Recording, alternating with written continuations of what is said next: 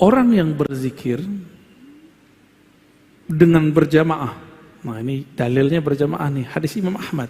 Jadi orang-orang yang membid'ahkan zikir berjamaah, saya meragukan mereka ini mengikuti sunnah, walaupun ngakunya manhaj sunnah, nggak percaya. Kenapa? Dalam hadis-hadis yang sahih, hasan minimal, itu selalu menganjurkan zikir berjamaah. Dalam hadis Anas bin Malik diriwayatkan oleh Imam Ahmad, "Ma min qaumin," tidaklah sekelompok orang, ijtama'u, apa arti ijtama'u? Berkumpul. Yazkurunallah, mereka mengingat Allah. Illa nadahum munadin minas sama, kecuali muncul malaikat yang memanggil dari langit. Apa kata malaikat ini? Kumu maghfuran lakum. Surah apa itu, Ustaz? Oke. Kumu maghfuran lakum. Berdirilah kalian dalam keadaan maghfura, diampuni. Qad buddilat sayyiatikum hasanat. Kesalahanmu sudah diganti dengan kebaikan-kebaikan. Dosa-dosamu dihapus, kamu dapat derajat yang tinggi. Ini hadis menunjukkan makna apa? Pertama, majelis zikir itu diridhoi oleh Allah SWT. Bukti Allah ridho, kita diberi ampunan. Jadi nggak usah khawatir lagi untuk menghidupkan majelis zikir. Mau namanya Ratibul Haddar, Ratibul Attas, Ratib apa, terserah. Ya, nanti kita buat Ratib Al-Hashimiyah. Canda ya, nggak sopan, masa saya buat Ratib sendiri ya. Nanti malaikat akan berseru di langit. Malaikat ini berseru jika diperintahkan. Apa kata dia? Kumu maghfuran.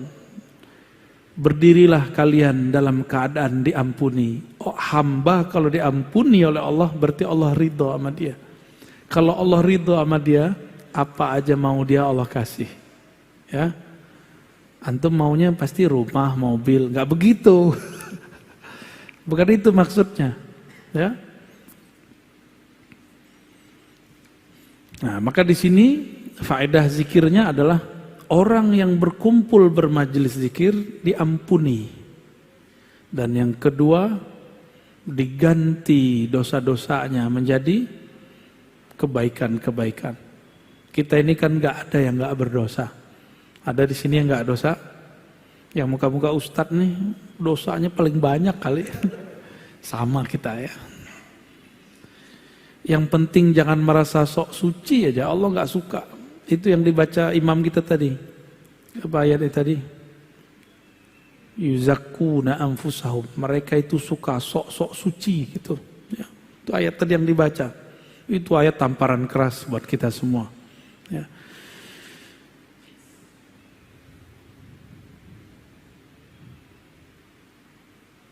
Terjadi dialog antara sahabat dan Nabi. Kana Salman fi isabatin yadhkurun Allah. Satu kali Salman Al-Farisi. Salman ini orang Persia Iran. Beliau umurnya di atas 200 tahun. Masih hidup, masih seger. Kalau di riwayat Imam Zahabi 250 atau 350. Kayaknya 300 agak ribet mikirinnya ya. Mungkin 200 kali. Saya punya guru paling tua, udah meninggal 120 tahun kalau nggak salah. Masih seger. Nggak tahu tuh Buya Syar'i apa? Ya, itu berapa umurnya tuh? Ya, tua sekali tuh. Orang cuma pengen minta doa beliau aja. Orang mana tuh beliau? Comas ya. Ya semoga Allah berkahi beliau. Ketika Salman dan para sahabat berkumpul yazkurun Allah, hadis Imam Ahmad dan Hakim. Marran Nabi SAW fakaffu. Nabi mengunjungi mereka, lalu mereka tiba-tiba berhenti berzikir. Faqala ma kuntum taqulun. Kenapa kalian berhenti zikir? Qulna nazkurullah. Kami hanya nyebut-nyebut Allah, wahai Rasulullah. Qala, Nabi ini kan kasyaf. Tahu kasyaf? Ini orang Wahabi nggak percaya kalau Nabi kasyaf. Nabi memandang dengan izin Allah alam gaib. Kata beliau, inni ra'aitu rahmata tanzil. Aku melihat rahmat turun. Fa ahbabtu an usyarikakum fiha. Maka aku ingin mendapatkannya bersama kalian. Usyarikakum, bersama-sama mendapatkannya dengan kalian. Summa qala alhamdulillahilladzi ja'ala fi ummati man umirtu an asbir nafsi ma'ahum. Segala puji bagi Allah yang telah menjadikan di antara umatku ada kelompok yang aku diperintahkan untuk bertahan bersama mereka. Maka ini kabar gembira buat ahli zikir, orang yang suka berzikir berjamaah. Rasulullah berbangga dengan kalian. Rasulullah berterima kasih kepada Allah karena ada kelompok-kelompok itu. Maka hidupkan istighasah, ratib, hizib. Hidupkan itu, majelis zikir, torikot yang mu'tabarah, yang sahih sanadnya kepada Rasulullah. Hidupkan itu. Karena itulah yang membuat negeri ini diberkahi. Hindari merasa lebih baik. Torikot dengan torikot tidak boleh merasa lebih tinggi. Ya, itu cuma metodologi. Maka torikot yang sesat, yang merasa dirinya lebih hebat daripada kelompok yang lain. Ya. Boleh merasa torikot kita bagus, tapi tidak boleh merasa lebih baik, dalam artian lebih sahih, lebih benar, yang lain gak benar. Nah itu bid'ah itu ya. Ibnu Qayyim menyebutkan 100 macam zikir ya, lebih. Pertama, manfaat zikir ya. Annahu yutridu syaitan wa yuqmi'ahu wa yuqmi'uhu wa yuksiruh. Orang kalau berzikir maka syaitan tertolak ya. Jadi kenapa kita ini kesetanan? Karena kurang zikir.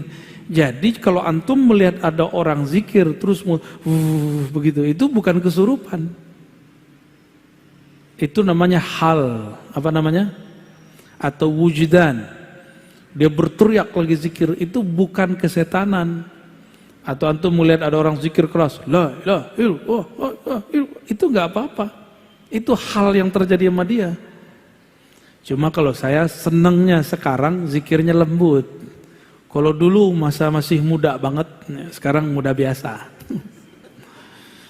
Dulu masih muda sekali, saya senang zikir keras. Bahkan kami seminggu itu ada 3 kali majelis zikir keras. La ilaha illallah, begitu. Kepalanya udah kemana-mana itu. Ada kawan kita yang sudah guling-guling, nangis menyebut nama Allah. Allah, Allah, itu rindu kepada Allah Subhanahu wa Ta'ala. Enggak apa-apa itu. Cuma jangan di tempat yang orang belum mengerti tentang itu. Kayak di masjid ini kan belum terbiasa. Ini kan masjidnya, masjid mu'alaf juga nih. Dulunya jangankan itu, kunut aja susah di sini ya. Imam mau kunut aja disogok dulu biar gak kunut ya. Tanya nih sama imamnya ya. Annahu yurdir rahmana azza wa jal. Orang kalau zikir Allah ridha. Ada yang lebih tinggi dari ridha Allah. Antum kalau sudah diridhai Allah, mau ke langit ke-7 boleh, mau masuk surga boleh, tapi mati dulu. Yang ketiga, ayuzilal hamma wal ghamma anil qalb. Kenapa ada orang gundah gulana? Karena zikir tidak masuk menjadi benteng dirinya. Maka syaitan itu kan mengalir di seluruh darah. Bisa setan. Cuma syaitan tidak sanggup masuk ke jantung. Namun karena darah sudah kotor, itu darah yang masuk bekas dia. Itulah yang membuat kolbu kita gundah. Jadi zikir rutin, zikir tuh nggak usah banyak-banyak, zikirnya yang rutin, pagi sore, ba'da sholat, dirutinkan terus begitu. Nanti akan muncul cahaya, berlapis cahaya, begitulah terus. Lama-lama dia kuat, jangan langsung sekali hantam 70.000. Ya boleh juga kalau sering, 70.000 itu bulanan, mingguan. Misalnya kita buat majelis khatam 70.000, sekali seminggu boleh. Jangan sekali setahun 70.000-nya. Ya. Yang keempat, annahu yujlibu lil qalbil faraha was surura wal bast. Orang yang zikir, maka di kolbunya ada kebahagiaan. Yajlib, dapat menarik energi bahagia. Ya, orang-orang yang murung ini kurang zikir, ya. Ini wajah-wajah galau ini kurang zikir ini, ya. Kebanyakan nonton YouTube. Annahu yunawwirul wajha wal qalb. Orang kalau zikir karena kolbunya berseri-seri, wajahnya pun berbahagia. Ya. Walaupun air matanya menetes, tapi dia menetes dengan kebahagiaan. Emang bisa nangis tanda bahagia? Bisa ya? Coba ibu-ibu itu waktu dulu nikah, nangis. Kita tanya, kamu sedih Neng? Enggak, aku bahagia. Jadi ada tangisan bahagia. Annahu yuqwil qalba wal badan. Orang ahli zikir itu kuat kolbunya dan badannya. Jadi antum yang sakit-sakitan mulu, dikit-dikit capek, itu kurang zikir. Karena kalau zikir, kolbunya tenang. Orang kalau zikir, kolbunya tenang. Kalau kolbunya tenang, maka badannya akan stabil, imunnya oke. Ya. Ini kesukaan antum nih ya. Zikir itu menarik rezeki.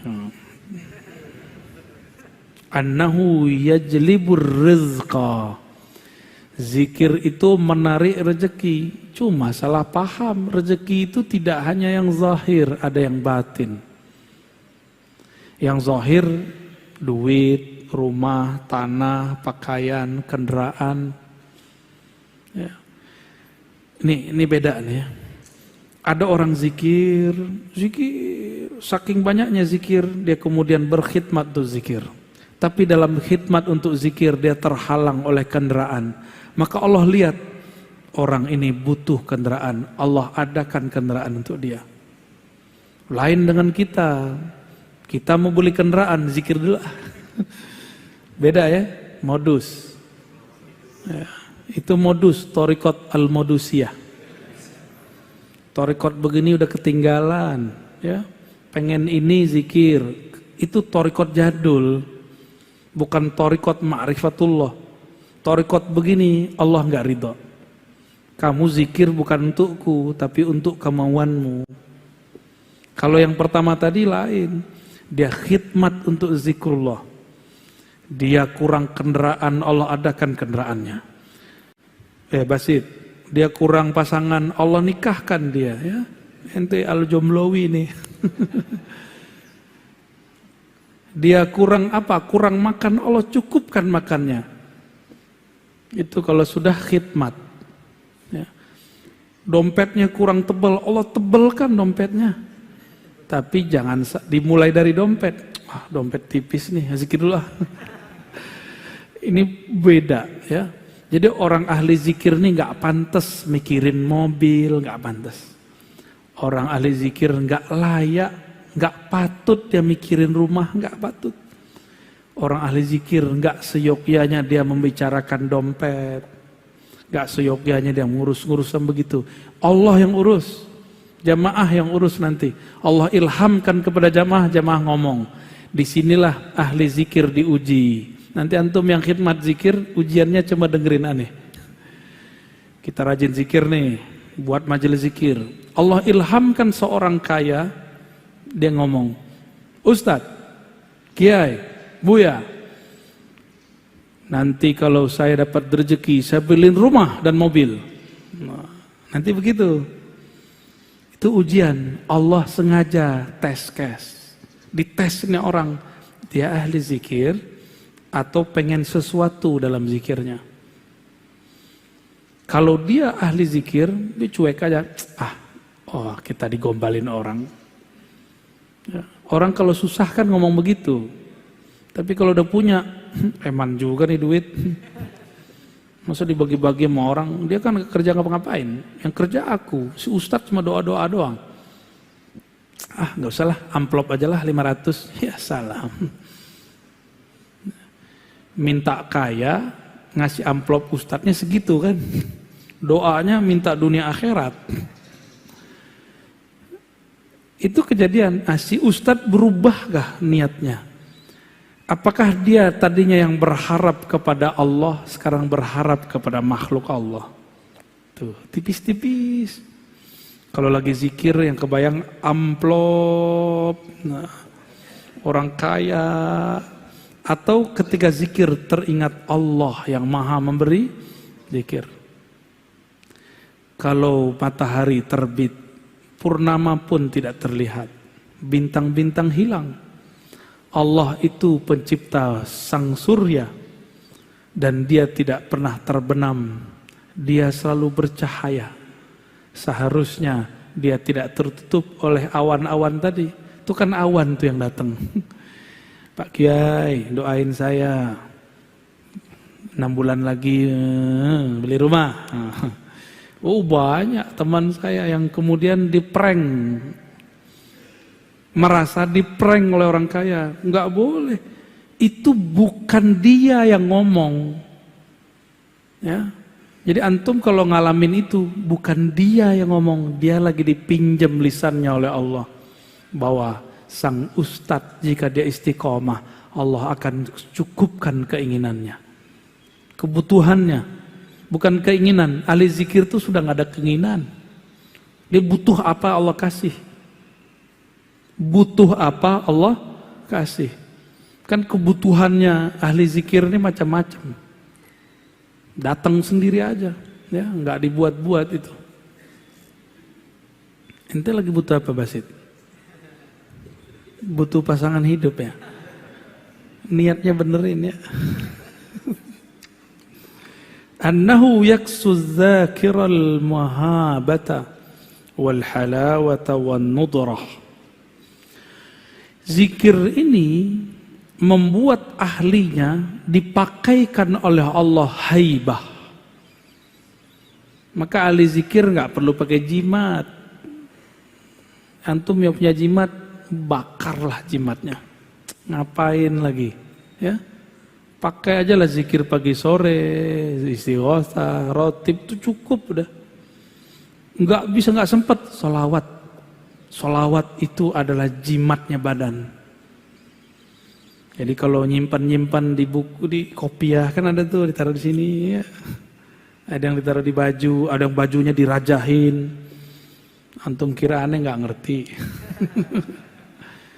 Udahlah, simpen aja itu. Ya, nggak perlu begitu-gituan. Kita ini sudah ahsan takwim. Struktur di tubuh kita ini, dalam diri ini sudah sangat canggih. Kalau sesuai dia dengan proporsinya, komponen di badannya, yaitu zikir, maka dia akan menarik tanpa perlu ada alat-alat penarik. Ya, walaupun muka kita pas-pasan, nggak ada masalah. Ya, jadi tolong nih kawan-kawan, bedakan zikir dengan ilmu hikmah. Ya, ilmu hikmah itu untuk yang tadi-tadi.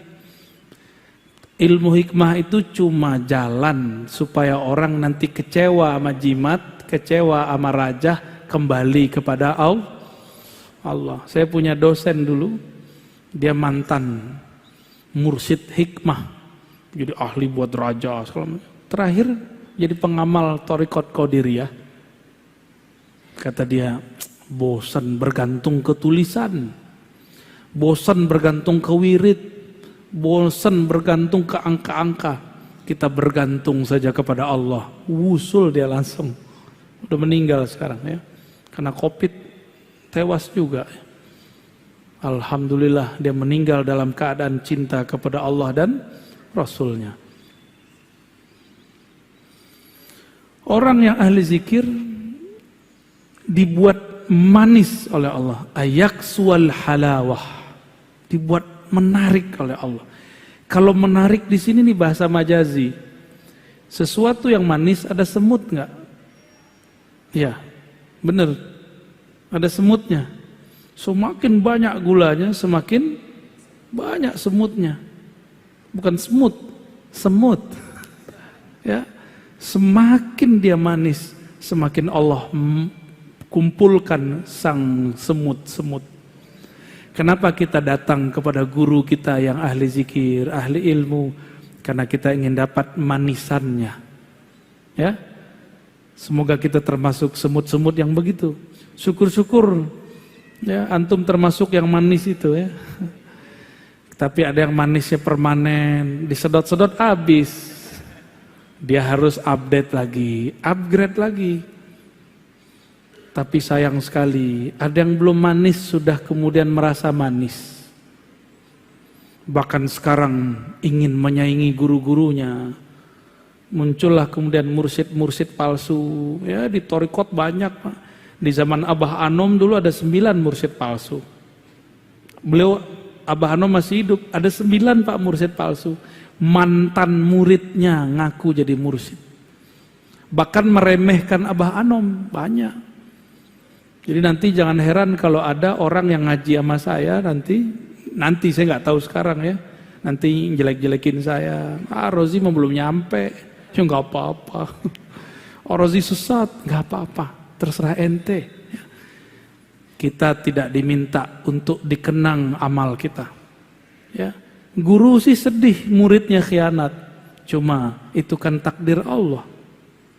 Kita pulangkan, kembalikan semua kepada Allah. Kita cuma berdoa semoga kita tidak jadi murid yang khianat. Ya. Ada yang nggak diangkat jadi mursyid, setelah wafat ngaku jadi mursyid. Itu pengkhianat juga itu. Nah ini banyak sekarang begitu. Saya nggak mau ini terjadi pada kita. Maka walaupun saya kolektor ijazah tarekat kemursidan, tapi tidak satupun yang saya kembangkan di luar-luar. Paling di majelis tertutup saya bilang. Karena nggak mau terjadi pergesekan thariqah. Karena psikologis orang berthariqat ini merasa bangga dengan thariqahnya. Dulu waktu saya berthariqat sama Nia, saya menganggap, ini thariqat paling cepat. Lalu upgrade Naqsyabandi, kayaknya ini paling mantap. Ada suluk 40 hari, 10 hari. Di thariqat sebelah nggak ada. Pindah thariqat lagi, bukan pindah, upgrade thariqat lagi. Wah ini kayaknya lebih gampang nih, gak perlu pakai suluk-suluk nih. Ngaji lagi, begitulah terus. Ternyata kolbu ini gak pernah puas sampai dia bertemu Allah Subhanahu wa ta'ala. Jadi saya pengalaman Pak, berthariqat macam-macam, dan setiap masuk thariqat tertentu merasa ini yang cukup, ini yang cukup. Maka setelah sekarang Allah dewasakan dikit-dikitnya, saya menghindari itu. Ya. Kayak yang antum kan ada yang Naqsyabandi, ada Ba'alawi, ada yang Qadiriyah, ada yang Syaziliyah, ada yang nggak jelas, ada Idrisiyah, saya lihat. Ada thariqat baru juga nih, thariqat Al-Barawiyah. Paling lucu, di sebuah pertemuan thariqat banyak orang-orang thariqat, sholat maghrib datang, berlombalah mereka pengen jadi imam karena berharap nanti memimpin zikir. Dipimpinlah oleh salah satu orang thariqah, yang thariqah lain marah, bid'ah, thariqat kita beda. Tuh ngapain ente begitu ya? Padahal seharusnya dinikmati aja, mau di depan pakai apa zikirnya, ikuti. Nah, ini yang saya hindari. Ya. Itu ciri-ciri thariqat ego, thariqat nafsiyah, bukan thariqat ma'rifat, thariqat ruh. Ya, dalam ruh biasa aja. Udah Basit. Cukup. Nah, terakhir saya bacakan. Nomor 9 kalau di Ibnu Qayyim. Yuwarrithul mahabbata allati hiya ruhul Islam. Orang ahli zikir pasti kolbunya penuh cinta. Jadi kenapa antum ketemu sekelompok orang ngaji doang dia, nggak ada zikirnya. Kerjaannya nyalahin orang mulu. Karena dia kurang zikrullah. Kalau dia sering zikrullah, di kolbunya yang penuh cinta. Mahabbah. Mahabbah itulah ruhul Islam. Mahabbah itulah inti orang beragama. Mahabbah itulah yang kemudian Allah menciptakan segala sesuatu karenanya. Dengan mahabbah itulah Allah sampaikan seorang hamba ke hadiratnya. Dengan mahabbah itulah Salahuddin Al-Ayyubi menaklukkan perang salib. Muhammad Al-Fatih dibimbing gurunya Al-Mursyid Al-Kabir Ibn Syamsuddin memenangkan perang, menaklukkan Konstantinia. Tapi spirit ini sekarang dihilangkan. Banyak orang jualan khilafah, tapi dia meninggalkan tasawuf dan zikrullah.